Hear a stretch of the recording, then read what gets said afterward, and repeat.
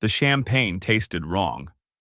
I stood in the kitchen of our Lake Tahoe rental, holding the glass my wife Emily had just handed me, and something in my gut twisted. Maybe it was the way her smile didn't quite reach her eyes, or how she'd insisted we toast our 10th anniversary alone before joining the party outside. Through the window, I could see our friends laughing on the deck, the sunset painting everything gold. "To us," Emily said, raising her glass. Her hand trembled slightly. "To us," I echoed, and the bubbles burned going down. That was 3 hours ago. Now I was in the bathroom, violently sick, while Emily's phone, which she'd left charging on the counter, kept buzzing with incoming messages. I reached for it instinctively, thinking maybe it was the babysitter calling about our daughters, Lily and Grace, who were staying with Emily's parents back in Sacramento. The screen lit up with a preview. "Baby, did you tell him yet? We can't keep doing this." My hand froze. The sender's name was just A. Another message appeared. "I'm serious, Em. Either you tell him this weekend or I will. I'm done being your secret." The nausea came back, but it had nothing to do with whatever was wrong with that champagne. My fingers moved on autopilot, swiping to unlock. Emily had changed her passcode. After 10 years of marriage, after using our anniversary date since we got our first smartphones together, she'd changed it. I tried Lily's birthday. Nothing. Grace's birthday. Nothing. Then, with a sick feeling of certainty, I tried reversing our anniversary, 0514 instead of 1405. The phone unlocked. The bathroom spun around me as I scrolled through messages that rewrote my entire life. 6 months. They'd been together for 6 months. A turned out to be Andrew Whitman, my business partner. The man I'd started my architectural firm with 5 years ago. The man who'd been best man at our wedding. The man whose hand I'd shaken just an hour ago when he arrived at this anniversary party we were throwing. The messages were detailed, graphic. They talked about hotel rooms and lunch breaks and the time they'd been together in our house, in our bed, while I was at a construction site in Reno. They talked about how Emily was going to ask for a divorce after the anniversary party, how they'd already looked at apartments together in San Francisco. "Babe?" Emily's voice came through the door. "You okay in there? People are asking about you." I stared at my reflection in the mirror. My face looked gray. Sweat beaded on my forehead. I was 35 years old, and in the span of 5 minutes, everything I'd built, my marriage, my business partnership, my family, had turned to sand. "Yeah," I managed. "Just give me a minute." "Okay, I'm going to start cutting the cake. Don't be too long." Her footsteps faded. I heard laughter from outside, someone calling for a speech. Through the window, I could see Andrew standing near the deck railing, checking his phone. He looked up toward the house, toward the bathroom window, and I swear our eyes met for a second. My phone, my actual phone, was in my pocket. I pulled it out and started taking screenshots of everything on Emily's device. Every message, every photo. There were dozens of them, selfies of the two of them together. Pictures I recognized from days when Emily said she was having lunch with her sister or going to yoga class. The bathroom door handle rattled. "Honey, seriously, everyone's waiting." "Coming." I cleared my throat, trying to sound normal. I put Emily's phone back exactly where I'd found it, splashed water on my face, and opened the door. Emily stood there in the blue dress I'd bought her for her birthday last month. She'd worn it for our anniversary. For him, I realize now. The neckline was lower than what she usually wore around me. Her makeup was perfect, her blonde hair styled in loose waves. She looked beautiful and like a complete stranger. "You look terrible," she said, reaching up to touch my forehead. "Do you have a fever?" I caught her wrist, gently but firmly. "I'm fine. Just something I ate." "Maybe you should lie down. I can handle things out here." "I bet you can," I thought. "I bet you and Andrew have everything handled." "No," I said. "It's our anniversary. I'm not missing this." Something flickered in her eyes. Guilt, maybe, or fear. But she smiled and took my hand, leading me back toward the party. Toward the deck where 20 of our closest friends and family members had gathered to celebrate a marriage that was already dead. Andrew saw us coming and raised his beer in salute. There he is. We were about to send a search party, man.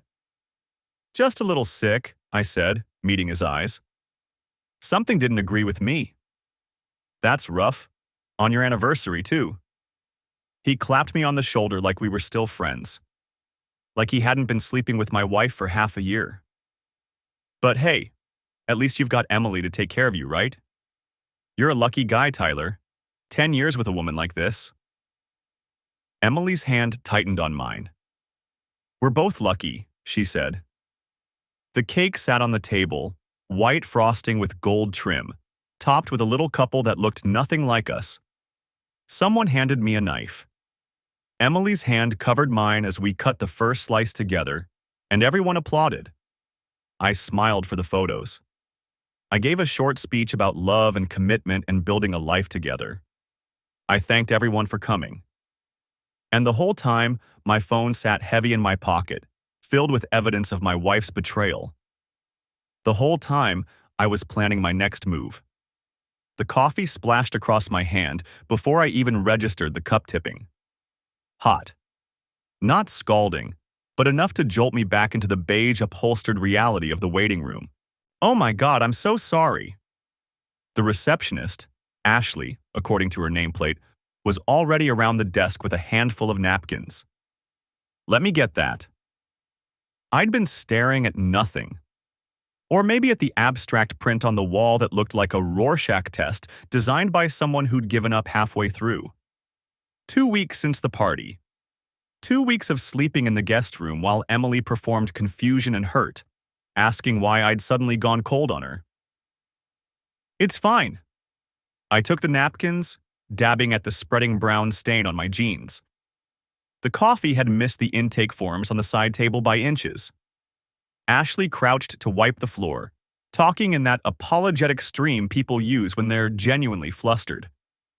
I'm such a klutz today. I've been mixing up appointments all morning. Had to call this poor guy to reschedule because I double-booked his couples session. And then his girlfriend, or I guess his other girlfriend, called asking about the forms she filled out last week. And I'm like, what forms? We don't have any forms under that name.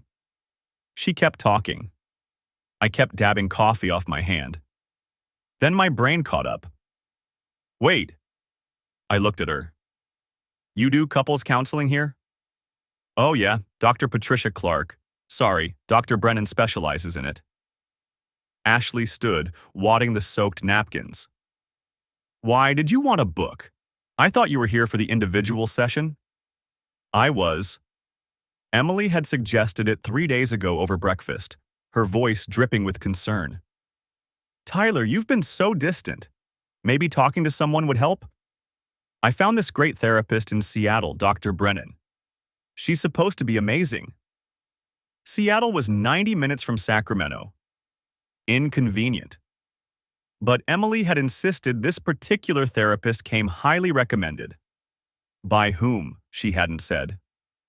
Actually, I said slowly, my wife mentioned Dr. Brennan. She's been here before?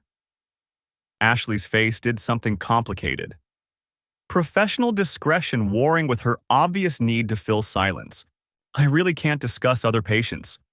Emily Tyler, I said. Or she might have used her maiden name, Emily Foster. The flicker of recognition, just for a second. I really can't. It's fine.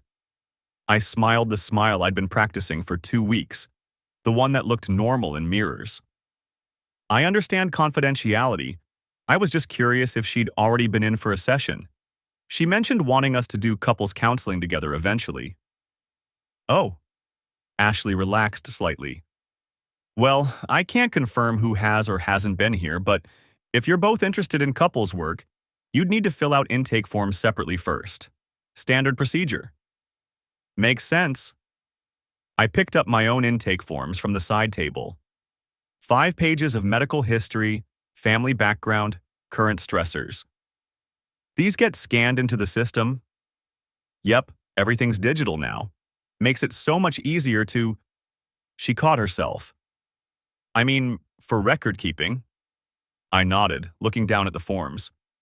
Under reason for seeking therapy, I'd written marital stress, recent trust issues, generic, careful. I wondered what Emily had written on hers. Ashley? A woman's voice from the inner office. Is my 2 o'clock here? Yes, Dr. Brennan. Just a minute. Ashley gestured toward the door. She's ready for you. I stood, intake forms in hand, then paused. Hey, random question. Your computer system, if someone filled out forms under couples counseling, would those be in a different file than individual sessions? Ashley frowned slightly. Yeah, different intake codes. Why? Just wondering how it all works. I shrugged. I'm in tech. Can't help being curious about systems. Not true. I was an architect. But Ashley nodded like it made perfect sense.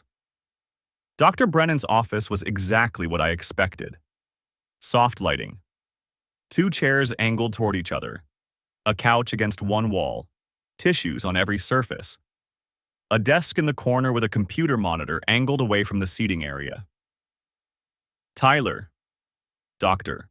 Brennan was 50-ish, gray-streaked hair, kind eyes, the kind of person who probably gave excellent advice about communication and boundaries.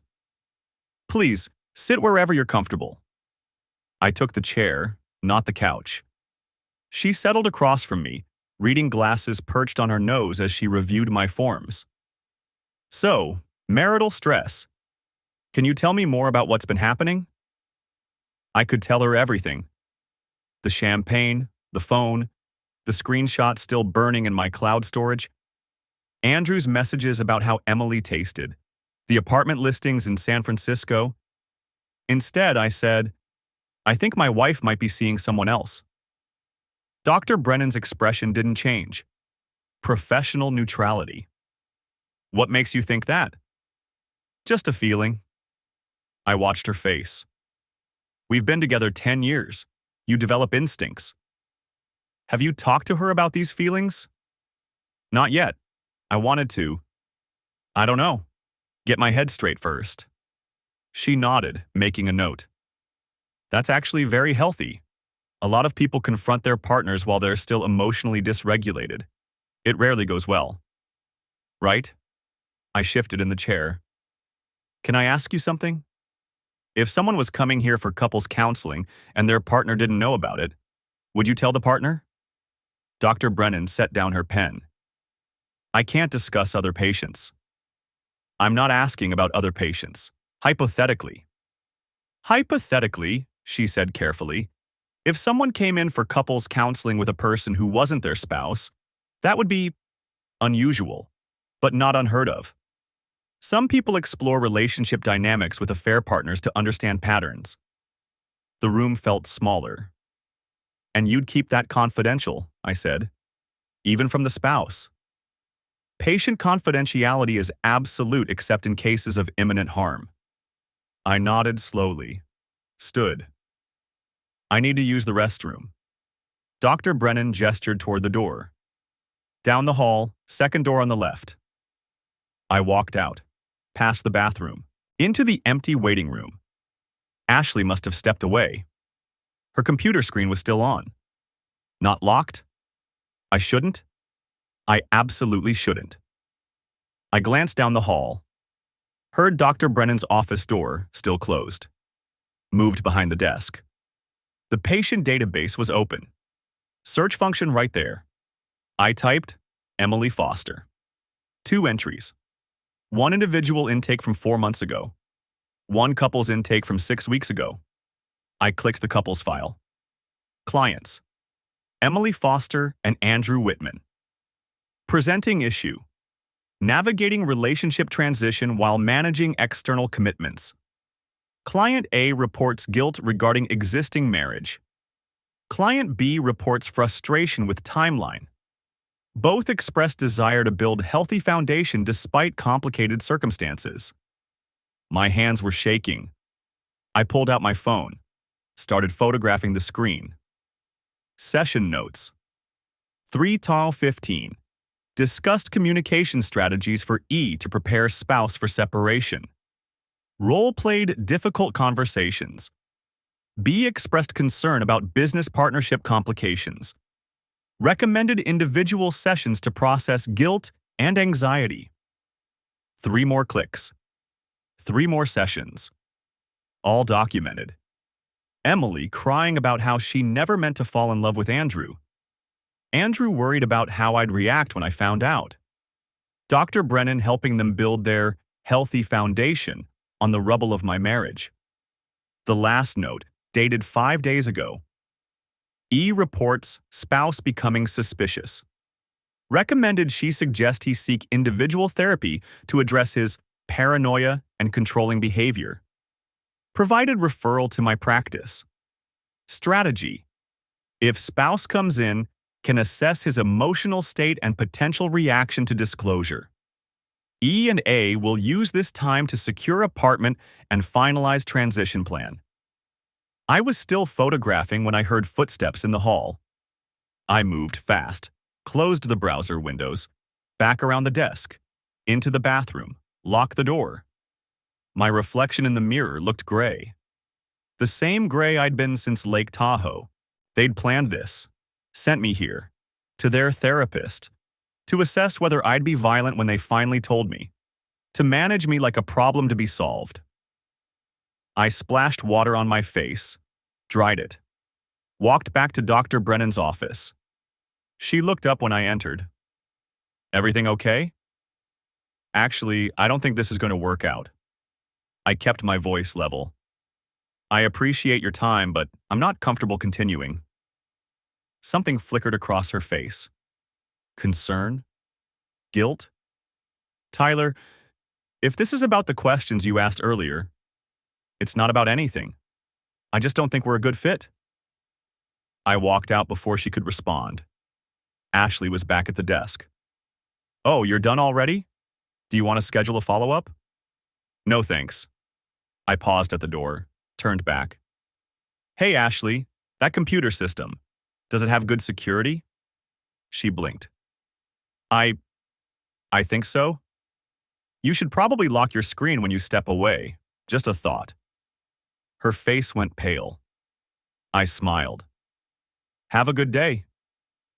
The printer in the corner whirred to life before I touched it. I looked down at Ashley's computer screen, my fingers still hovering over the mouse. The print command I'd just clicked was sending Dr. Brennan's session notes to the shared office printer.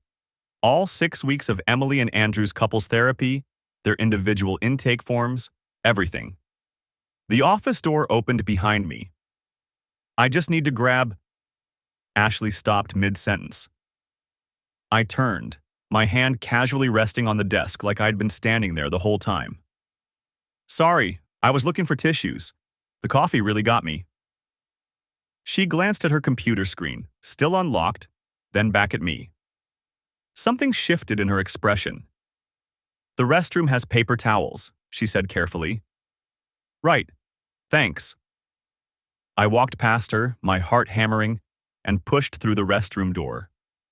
Behind me, I heard her footsteps quicken toward her desk. The printer was still humming. I counted to 10, flushed the toilet I hadn't used, ran the water, then stepped back into the hallway. Ashley was reading something at her desk, her back to me. The printer had gone silent. Dr. Brennan's office door swung open. Emily emerged first, her eyes red but her makeup perfect. She'd been crying, the therapeutic kind of crying, the kind that came with validation and support. Andrew followed, his hand briefly touching the small of her back before he seemed to remember where they were. Dr. Brennan stood in the doorway, professional smile in place. She was younger than I'd expected, maybe 40, with dark hair pulled into a low bun and the kind of expensive glasses that signaled Seattle progressive chic. Same time next week? She asked. Actually, Emily said, glancing at Andrew, we were thinking we might be ready to... She saw me. The color drained from her face in stages, like watching water seep from fabric. Andrew's hand dropped from her back. Dr. Brennan's smile froze, then recalibrated into something more neutral. Tyler, Emily breathed. What are you doing here? I held up my coffee-stained shirt. You recommended Dr. Brennan, remember? Thought I should talk to someone about the stress. The silence that followed had weight and texture. Ashley had stopped typing. Andrew had stopped breathing. Emily's mouth opened, closed, opened again. Your appointment isn't until 2, Dr. Brennan said smoothly. It's only 1:15. Coffee spill emergency, I said, gesturing to Ashley. She was kind enough to let me clean up early. Emily was doing calculations behind her eyes, trying to figure out what I knew, what I'd seen, how long I'd been here. Andrew had gone very still, the way prey animals freeze when they sense a predator. Well, Dr. Brennan said, her voice carefully modulated. Why don't we get you into my office, Tyler? I have a few minutes before my next… Actually, I think I'm good, I said. Really good. The coffee spill gave me some clarity. I walked toward Emily and Andrew. They separated slightly, an unconscious movement that told me everything about their guilt. Up close, I could smell Emily's perfume, the expensive one she saved for special occasions. For him. How was your session? I asked conversationally. Tyler, Emily started. Productive, I hope. 6 weeks is a good amount of time to really work through relationship issues. I looked at Andrew. Wouldn't you say? His jaw tightened. I should go. No, stay, I said. I'd love to hear Dr. Brennan's professional opinion on navigating transitions, especially the complicated ones involving business partners and decade-long marriages. Dr. Brennan's expression finally cracked. Mr. Patterson, perhaps we should speak privately about how you've been counseling my wife and my business partner as a couple while they plan to blow up my life? Or about how you recommended Emily send me to you so you could evaluate whether I'd be violent when they finally told me? I smiled. Which part did you want to discuss privately? Emily made a small sound, something between a gasp and a sob. The files were right there, I continued, looking at Ashley, who had gone pale. Patient database. Really should log out when you step away from your desk. You accessed confidential patient records? Dr. Brennan's voice sharpened. That's illegal. So is treating someone under false pretenses, I said. Pretty sure the licensing board would be interested in how you assessed me without disclosure. How you participated in a conspiracy to manage my emotional response to my wife's affair. Andrew finally found his voice. Tyler, man, we didn't plan for this to happen. 6 months of hotel rooms in Reno while I worked construction sites. 6 weeks of couples therapy. Apartment hunting in San Francisco. I counted off on my fingers. That's a lot of not planning. Emily was crying now, real tears, the kind that smeared mascara. I wanted to tell you, I just didn't know how, so you sent me to your couples therapist instead. I looked at Dr. Brennan. That was your advice, in your professional opinion? She said nothing, but her hand moved toward her phone. I wouldn't, I said quietly. I've already printed everything.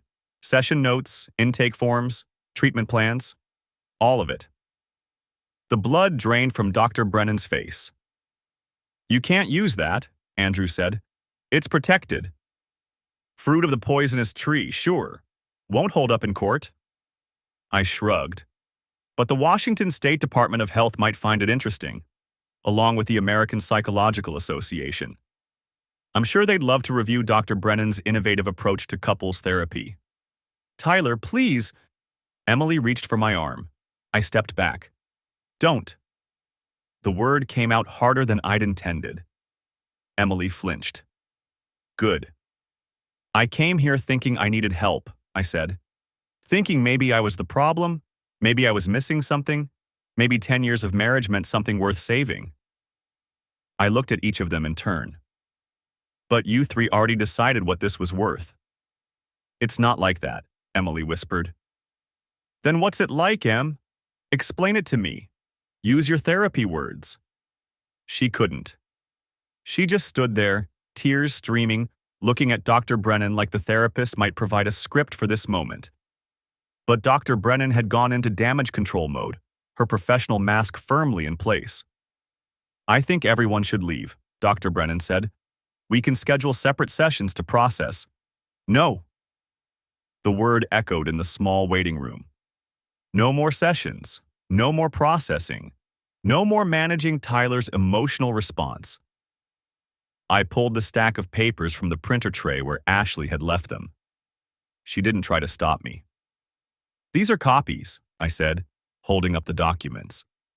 I've got the originals somewhere safe, along with 6 months of text messages, photos, hotel receipts, and apartment listings. I looked at Emily. You were very thorough. I appreciate that. What are you going to do? Andrew asked, and for the first time I heard fear in his voice. I don't know yet, I said honestly. But I've got a 2 o'clock appointment to cancel and some reading to do. I walked toward the door, then stopped. Oh, and Dr. Brennan, you might want to check your voicemail later. I'm thinking of leaving you a professional consultation. I smiled. Therapist to patient. Very therapeutic. The Seattle rain had started by the time I reached my car, cold drops that mixed with the sweat on my face. My hands shook as I unlocked the door. Inside, I sat in silence, listening to the rain drum against the roof, the printed pages heavy on the passenger seat. My phone buzzed. Emily. Please come back. We can talk about this. Then Andrew. This isn't how we wanted you to find out.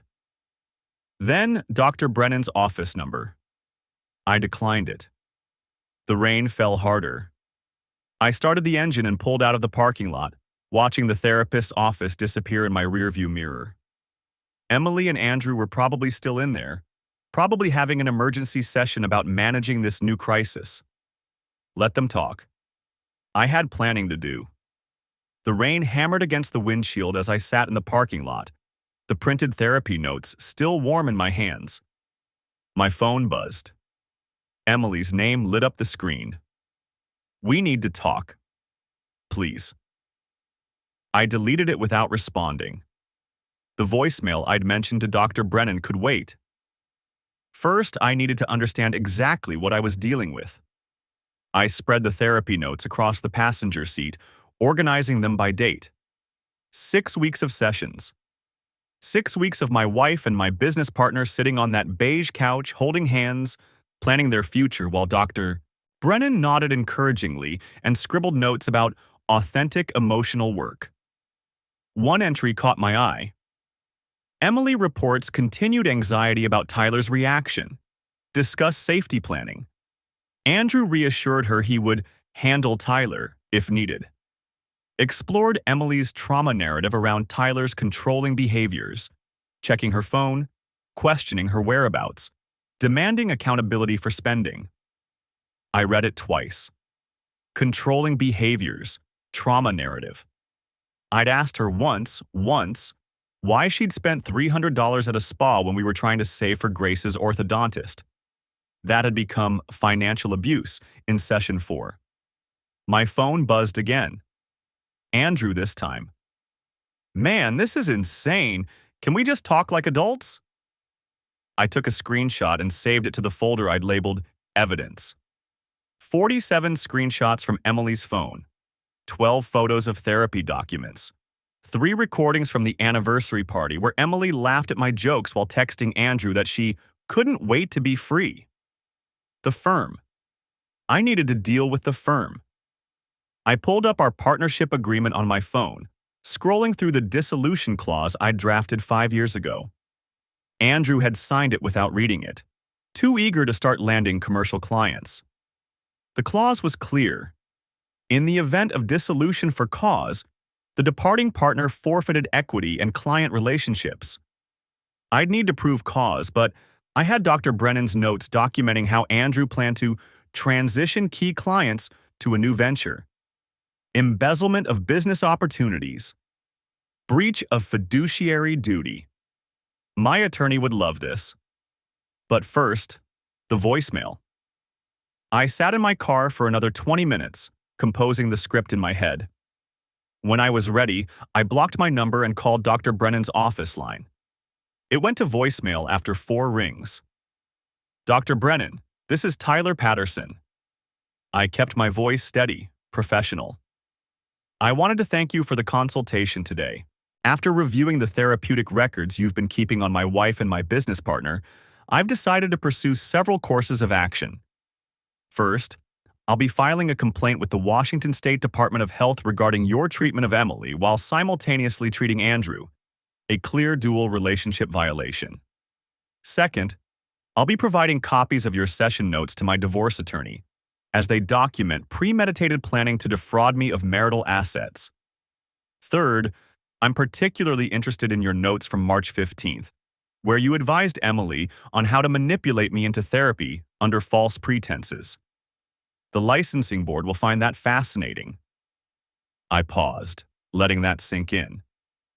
I'm also forwarding your notes to my attorney for the partnership dissolution with Andrew. Your documentation of his plans to steal clients is remarkably thorough.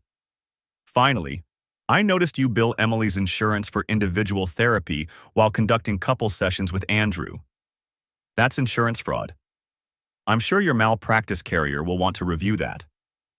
Another pause. You have until 5 p.m. tomorrow to contact me with a written statement acknowledging these violations. Otherwise, I file everything Monday morning. Have a good evening, doctor. I hung up and sat back, my heart pounding. The rain had slowed to a drizzle. Across the parking lot, I could see Ashley through the office window packing up her desk. She'd left her computer unlocked. She'd smiled at me while I photographed confidential files. She'd mentioned having so many couples lately without realizing what she was revealing. Ashley was young, maybe 24. Probably didn't understand HIPAA regulations or the ethical quicksand Dr. Brennan had created. I felt a flicker of something, not quite sympathy, but an awareness that she was collateral damage in this. Then I remembered her giggling about the drama of couples therapy while I'd stood there with coffee spreading across the waiting room floor, and the sympathy evaporated. My phone rang. Dr. Brennan. I let it go to voicemail. 30 seconds later, she called again. Then again. On the 4th call, I answered. Mr. Patterson. Her voice was tight, controlled. We need to discuss this rationally. I'm being perfectly rational, doctor. What you're describing, taking photographs of confidential files without authorization, that's illegal. You could face criminal charges. Could I? I kept my voice mild. Or did your receptionist leave her computer unlocked in a semi-public waiting area where anyone could see the screen? I'm not a hacker, Dr. Brennan. I'm just someone who happened to notice information displayed in plain view. Silence.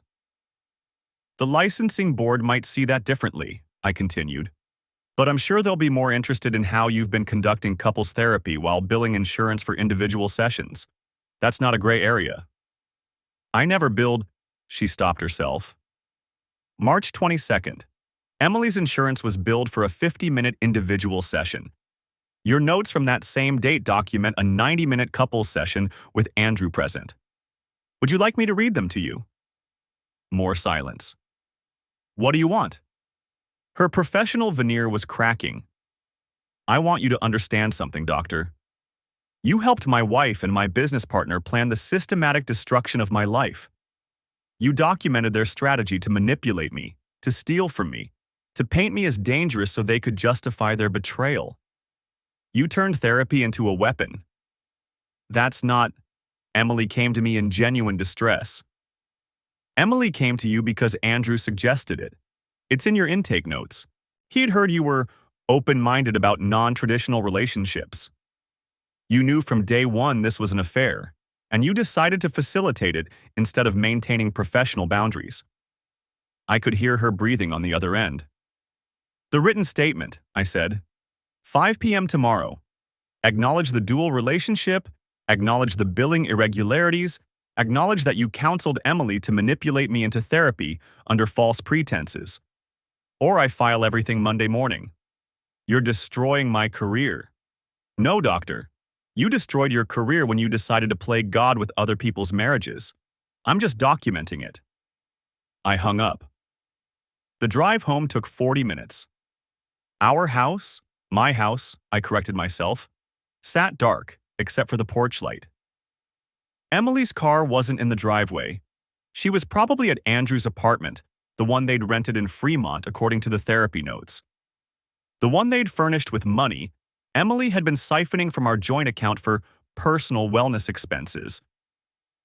I sat in the driveway, staring at the house we'd bought 8 years ago. The maple tree we'd planted when Lily was born had grown tall enough to shade the bedroom windows. Grace's bike lay abandoned on the front lawn. Pink streamers faded from the sun. My phone buzzed. A text from a number I didn't recognize. "Mr. Patterson, this is Ashley from Dr. Brennan's office. I'm so sorry about what happened. I didn't realize. I just wanted you to know that Dr. Brennan called me tonight and told me I left confidential information accessible. She's blaming me for everything. I'm probably going to lose my job." I stared at the message. "She also said you might try to contact me and that I should block you. But I thought you should know. There's more. Emily has another therapist. Dr. Brennan referred her out 3 weeks ago because of the ethical issues, but Emily kept seeing Dr. Brennan with Andrew. The new therapist is Dr. Janet Reeves on Capitol Hill. Emily sees her on Tuesdays." I read the message 3 times. "Why are you telling me this?" The response came quickly. "Because Dr. Brennan is throwing me under the bus to save herself, and because what she did to you was wrong. I'm not stupid. I know what I saw in those notes. She helped them plan everything." I sat back, processing. "Thank you, Ashley." "Good luck, Mr. Patterson. You deserve better than this." The message thread went quiet. Dr. Janet Reeves, Tuesdays. I pulled up my calendar. Tomorrow was Saturday. Emily would expect me to come home eventually, to have the talk she'd been preparing for in therapy. The talk where she'd use her carefully constructed trauma narrative to justify everything. But I wasn't ready for that conversation yet. I had one more stop to make first. The coffee shop 3 blocks from Dr. Reeves's office had the kind of studied casualness that screamed expensive therapy district. Reclaimed wood tables, Edison bulbs, baristas with undercuts and septum piercings. I ordered an Americano I wouldn't drink and claimed a corner table with a clear view of the building entrance across the street. My phone buzzed. "Ashley. Dr. B just called her lawyer. She's freaking out." I typed back, "Did she contact the board herself?" "Don't know. She locked her office door." "Good. Let her panic. I had until 5 to see what else I could leverage." Dr. Janet Reeves's practice occupied the second floor of a converted Victorian, the kind of building that promised discretion and charged accordingly. According to the website I'd pulled up in the car, she specialized in trauma-informed care and complex relationship dynamics. Her headshot showed a woman in her 50s with kind eyes and graying hair pulled into a loose bun. Emily's Tuesday appointments. I'd noticed them on the calendar. Personal time, 2-3 p.m. But she'd explained them away as yoga classes. I'd believed her because I was an idiot who thought 10 years of marriage meant something. The champagne had tasted wrong at our anniversary party. That should have been my first clue that everything was poison. I watched the building entrance, sipping cold coffee that tasted like ash. A woman emerged around 1:45, dabbing at her eyes with a tissue. 2 men in their 20s left together, holding hands. Normal people seeking help for normal problems. Emily's car pulled up at 1:52. My chest tightened. She was keeping her appointment even after this morning's confrontation. Even after I'd walked out of Dr. Brennan's office with evidence of everything. The sheer audacity of it made my hands shake. She wore the blue sundress, the one I'd complimented 3 days ago. Her hair was perfect. She looked like a woman heading to therapy to work on herself. not someone whose entire life was about to detonate. I waited 5 minutes, then crossed the street. The building's lobby was empty except for a directory on the wall. Dr. Janet Reeves, Suite 2B. I climbed carpeted stairs that muffled my footsteps, past Suite 2A, a tax attorney, to a door with frosted glass and a small waiting room beyond. The receptionist's desk sat empty. A handwritten sign read, "Please have a seat. Dr. Reeves will collect you at your appointment time." The waiting room held 4 chairs, a coffee table scattered with magazines, and a small desk in the corner where the receptionist presumably worked when she wasn't on break. A coat rack, a water cooler, a closed door that must lead to the therapy office. I could hear voices beyond that door, muffled, indistinct. Emily's lighter tone and an older woman's measured responses. The receptionist's desk had a computer, currently locked, and a stack of file folders in a wire tray. I glanced at the door to the hallway, still empty, and moved closer. The top folder had a name tab. Patterson, Emily. My vision tunneled. The folder was right there, just sitting in an intake tray like it was nothing, like it didn't contain whatever lies Emily had been spinning to this therapist for however many weeks. I photographed the tab, then carefully opened the folder. Intake forms dated back 6 weeks. Same timeline as Dr. Brennan. Emily had started seeing 2 therapists simultaneously right when she and Andrew began couples counseling. The handwriting was Emily's. I'd seen it on birthday cards, grocery lists, notes in the girls' lunchboxes. Chief complaint: experiencing anxiety and depression related to emotionally abusive marriage. Husband exhibits controlling behaviors, monitors my activities, makes me feel unsafe expressing my needs. Considering separation but afraid of his reaction. My hands went numb. Trauma. History. Emotional abuse throughout marriage. Gaslighting. Financial control. Isolation from support systems. I photographed every page, my phone camera clicking softly. The intake form. The treatment plan. Session notes in Dr. Reeves's handwriting documenting Emily's progress in recognizing abuse patterns and building safety plans. There was a release form authorizing Dr. Reeves to coordinate care with Dr. Patricia Brennan. They'd been working together. 2 therapists, both helping Emily construct a narrative where I was the villain, where her affair was justified self-preservation, where leaving me was brave survival. The session notes from 2 weeks ago mentioned Andrew. Client reports finding support in new relationship, expressing guilt, but recognizing she deserves happiness. Working on self-compassion. Self-compassion. For having an affair with my business partner in our bed while I worked in Reno. I photographed the last page and closed the folder, sliding it back into the tray exactly as I'd found it. My reflection in the dark computer screen looked gray, hollow-eyed. The same face I'd seen in the Lake Tahoe bathroom mirror when my world first cracked open. The therapy office door opened.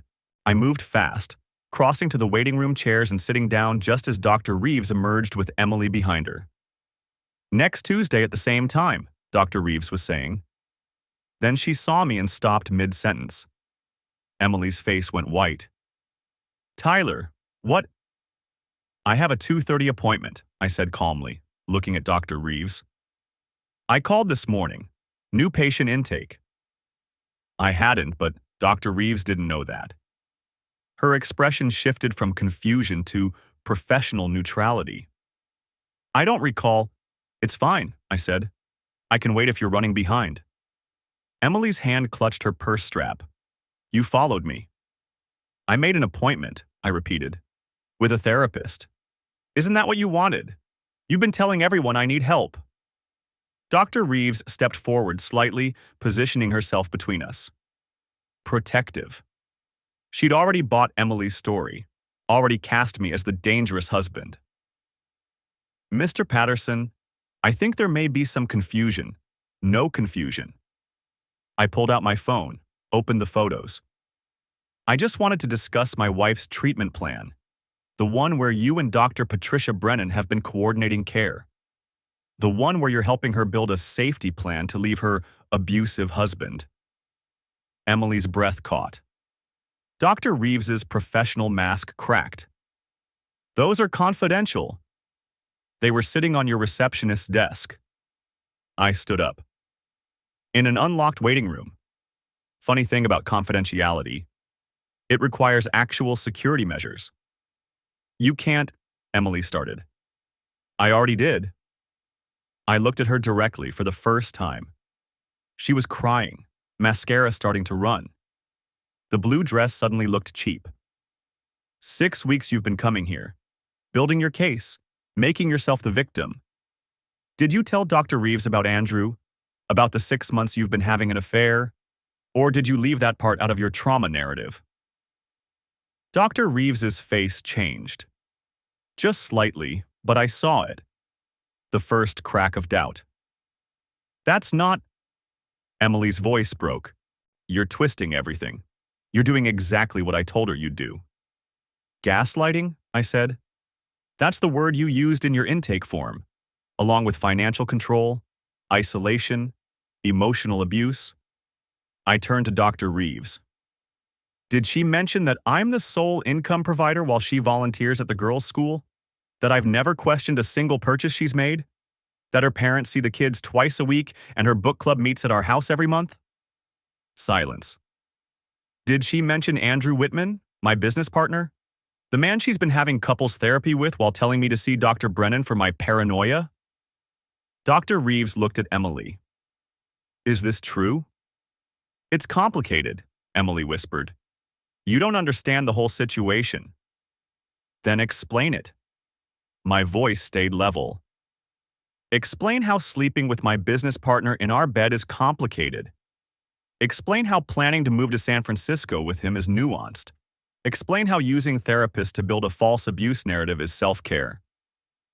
Emily's tears were flowing freely now. I deserve to be happy. You deserve what you've earned. I pocketed my phone. Dr. Reeves, you'll be hearing from my attorney about your coordination with Dr. Brennan. Might want to review your liability insurance. I walked toward the door, then stopped. Oh, and Emily, the girls are with your parents. I called them this morning, told them everything. Your mom said to tell you she's deeply disappointed. Your dad didn't say anything.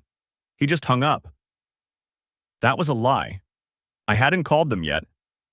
But the look on Emily's face, pure devastation, made it worth it. I left them there, Emily sobbing, Dr. Reeves looking shell-shocked. The stairs seemed steadier under my feet than they had on the way up. My phone buzzed as I reached the street. Ashley again. Dr. B submitted self-report to licensing board. Her lawyer must have told her to get ahead of it. I smiled. One down. Next stop, Emily's support group. The coffee hit the waiting room floor in slow motion. My hand, my elbow, Ashley's startled yelp. Brown liquid spreading across beige tile in a perfect radius, soaking into the stack of magazines I'd knocked off the side table. Oh God, I'm so sorry. I grabbed for napkins from the tissue box, but Ashley was already there with paper towels, her face flushed. It's fine. It happens all the time. Just, here, let me. We both crouched, mopping up the mess. The waiting room was empty except for us.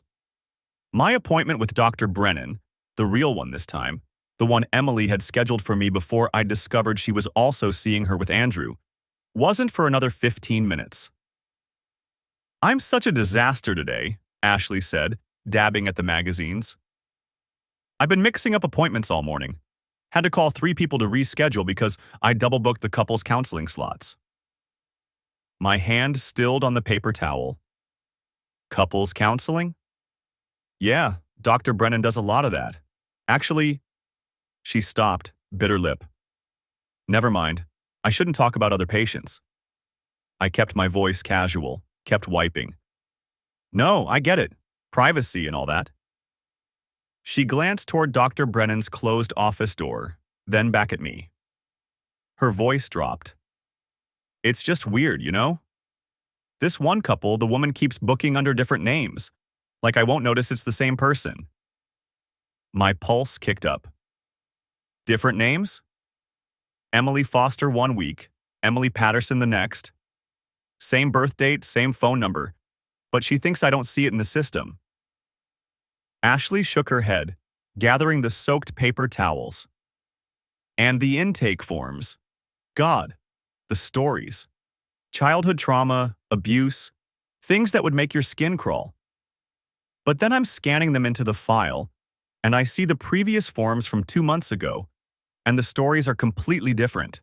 Different traumas, different timelines. It's like she's trying out narratives to see which one sticks. The waiting room tilted slightly. I gripped the edge of the coffee table. You okay? Ashley touched my arm. You look pale. Yeah, just low blood sugar, probably. You said the intake forms were different? She shouldn't have been telling me any of this. HIPAA violations stacking up with every word. But something in her expression said she knew exactly what she was doing. The first form said her father was an alcoholic who died when she was 12. The second form said her mother abandoned the family when she was 8. The third form, the one from last week, said both parents were emotionally distant but alive and well. Ashley's eyes met mine. And every form describes a different abusive relationship. Different men, different types of abuse. Except the current one. That one describes you. The coffee in my stomach turned to acid. The mystery man she comes with. Tall guy, expensive suit, always on his phone. He fills out forms too, and his stories match hers. Perfectly. Like they coordinated. Ashley stood, tossed the paper towels in the trash. I've been doing this job for 3 years. I know what real trauma looks like on those forms. This isn't it. This is 2 people building a case. Why are you telling me this? Because your wife sent you here for individual therapy. To Dr. Brennan. The same therapist she's seeing for couples counseling with her boyfriend. Ashley crossed her arms. And because I pulled your intake form from the stack this morning, and I saw your name. Tyler Patterson. Same last name as Emily Patterson. And I thought, what are the odds? I stood slowly, my legs unsteady. Where are the forms? The ones Emily filled out? Scanned into the system, but I print backup copies for the files. She glanced at the closed office door again. Dr. Brennan's in session for another 10 minutes. The file room is in the back. This was a trap. Had to be. Ashley leading me into some kind of setup, cameras recording, evidence of me violating privacy laws, but her expression was steady, almost defiant. She comes in here every week, Ashley said quietly. Sits in that chair you're standing next to, holds his hand while they wait. And then she goes home to you and pretends to be working late. I've seen a lot of things in this job, but watching someone weaponize therapy to destroy their husband, that's new. The office door opened. A couple emerged. Not Emily and Andrew, strangers, middle-aged and tired-looking. They nodded at Ashley, avoided eye contact with me, and left. Dr. Brennan appeared in the doorway, checking her phone. She looked up, saw me, and something flickered across her face. Recognition, calculation. Mr. Patterson, you're early. Her smile was professional, practiced. Come on in. Actually, I need to use the restroom first. Of course, down the hall, second door on the left. I walked past her, past the office that had hosted God knows how many sessions where my wife and my business partner planned my destruction. The hallway was narrow, lined with framed degrees and certifications. Dr. Patricia Brennan, licensed marriage and family therapist. Dr. Patricia Brennan, certified trauma specialist. The file room was the third door on the left, not the second. Ashley had been specific about that when she'd mouthed the words behind Dr. Brennan's back. I tried the handle. Unlocked. Inside, filing cabinets lined 2 walls. A scanner sat on a desk, its screen glowing. A stack of folders waited in the outbox, ready to be filed. I found Emily's folder in under 30 seconds. Patterson, Emily M. The tab had been relabeled multiple times, strips of white correction tape covering previous names. The intake forms were paper-clipped together, 5 of them, dated over the past 4 months. I pulled out my phone and started photographing. Form 1. Father's alcoholism, mother's enabling, first marriage to an abusive man named David who broke her arm. Except Emily had never been married before me, and both her parents were retired teachers who barely drank. Form 2. Childhood sexual abuse by an uncle, eating disorder in high school, relationship with an emotionally manipulative man named Robert who controlled her finances. The uncle didn't exist. Emily had been a varsity athlete with a healthy relationship with food, and she'd never dated anyone named Robert. Form 3. Emotional neglect from both parents, history of choosing unavailable partners, current husband Tyler who exhibits controlling behaviors and financial abuse. My hands shook as I photographed the page. The handwriting was Emily's, neat and precise. The lies were detailed, specific, designed to build a pattern. Controlling behaviors, monitors her phone, questions her whereabouts, isolates her from friends.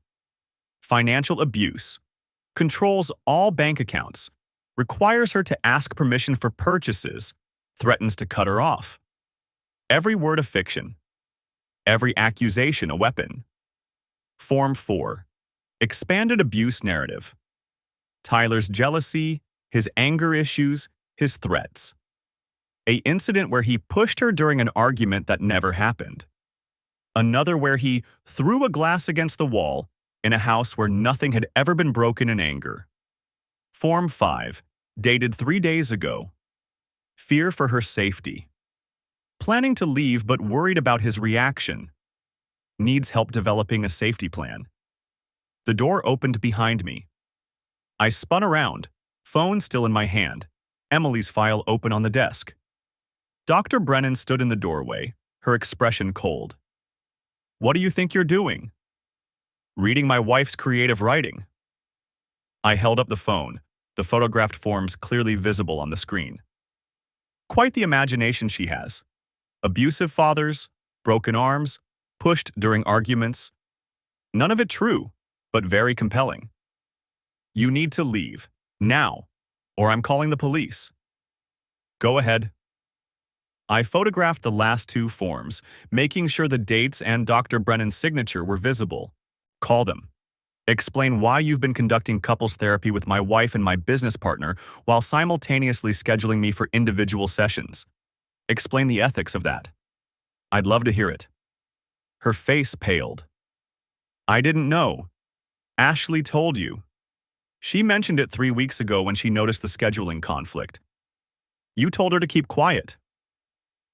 I wasn't sure if that was true, but the way Dr. Brennan's expression shifted told me I'd guessed right. "This is a violation of privacy laws. That's a felony. So is conspiracy to commit fraud."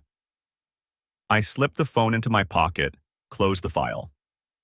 So is helping someone build a false abuse narrative for financial gain in a divorce. Want to compare legal consequences?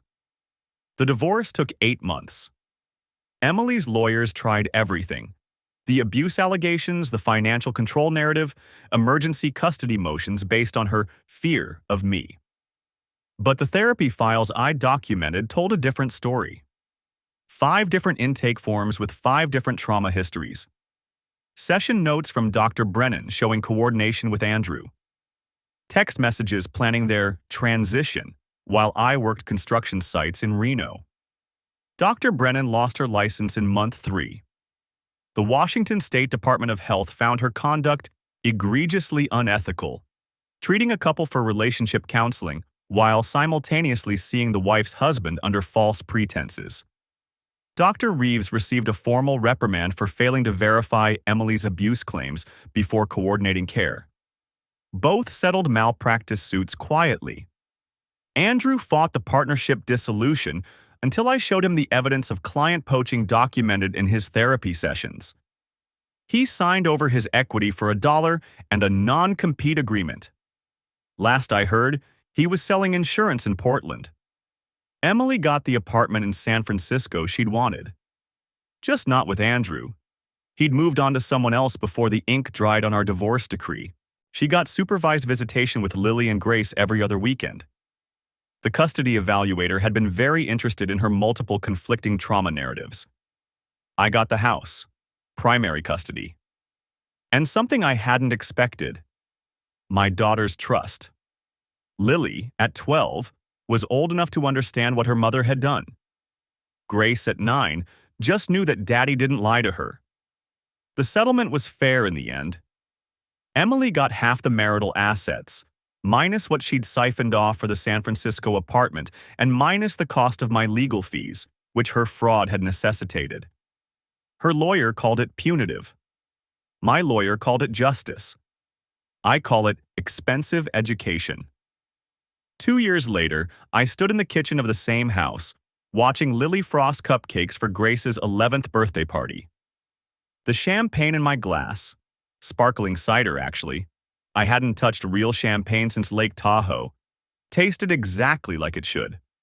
Sweet, simple, honest. "Dad, you're doing the staring thing again," Lily said, not looking up from her frosting work. "Sorry, just thinking." "About Mom?" "About trust." She set down the frosting bag, met my eyes with a directness that reminded me she was becoming a young woman. "You know what Mrs. Palmer said in health class? She said trust is like a plate. Once it's broken, you can glue it back together, but it'll never hold weight the same way." Mrs. Palmer sounds wise. She's divorced too. Lily picked up the frosting bag again. But she says she's happier now. Says sometimes broken things staying broken is healthier than forcing them to hold together. Grace wandered in from the living room, trailing streamers. "Are we having a serious conversation? Because I'm supposed to tell you when those happen so I can leave." "We're done," I said, ruffling her hair. "Go finish decorating." After she left, Lily spoke quietly. "I'm not mad at you for what happened with Mom, in case you were wondering." I was wondering. I'm mad at her. For lying. For making you the bad guy when you weren't. She lined up the cupcakes with precise care. And I'm mad that I have to see a therapist now because I have trust issues with maternal figures. Like it's my fault I can't believe people when they say things. My chest tightened. "That's not your fault." "I know. Dr. Williams says the same thing. She's nice. She doesn't try to make me say Mom's a good person who made mistakes. She just lets me be angry." Lily looked up. "Is that okay? That I'm angry?" "It's more than okay. It's honest." "Good. Because I'm really, really angry." I pulled her into a hug. This almost teenager who'd been forced to grow up too fast, to learn too young that people lie and break things and sometimes don't put them back together. "Me too, sweetheart. Me too." The doorbell rang at 2. Birthday guests started arriving, 11-year-old girls in a chaos of giggles and gift bags. I played host, managed the pizza order, supervised the inevitable drama over musical chairs. My phone buzzed around 3. A text from an unknown number. "Tyler, it's Emily. I know I'm not supposed to contact you directly, but I wanted to say I'm sorry. For everything. You didn't deserve what I did. The girls didn't deserve it. I was selfish and cruel, and I've spent 2 years in actual therapy trying to understand why I destroyed something good. I don't expect forgiveness. I just wanted you to know I finally see it clearly. You were a good husband. I was the problem." I read it twice, then deleted it. Maybe she meant it. Maybe she'd actually done the work, found a real therapist, confronted her own capacity for destruction. Maybe she'd grown. Or maybe this was another narrative, another performance, Another attempt to rewrite history with herself as the reformed villain seeking redemption. It didn't matter anymore. Grace's laughter carried from the backyard where Lily was organizing some elaborate relay race. The sound was pure, uncomplicated by adult betrayals and therapeutic manipulations. This was what mattered. These two girls who still believed their father when he said he loved them, who still trusted that home was safe. I'd protected that. Whatever else I'd lost, I'd kept them safe. That evening, after the last guest left and the girls crashed in front of a movie, I stood on the back deck where I'd given that anniversary speech 2 years ago. The same deck where I'd smiled for photos while my world cracked apart. The maple tree had grown taller. Grace's bike, a new one, purple instead of pink, leaned against the garage. The house was still here. Different, but here. I'd learned something in those 8 months of legal warfare and evidence gathering and depositions where Emily's lawyers tried to paint me as a monster. You can't control other people's narratives. Emily had built an entire fictional history to justify her choices. Dr. Brennan had enabled it. Andrew had participated in it. They'd all agreed I was the villain in their story. But stories only have power if you accept them.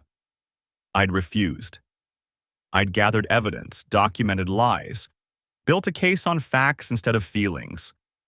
I'd let the truth speak instead of trying to out-narrative the fiction. And in the end, truth was boring. It didn't have the dramatic arc of abuse and escape.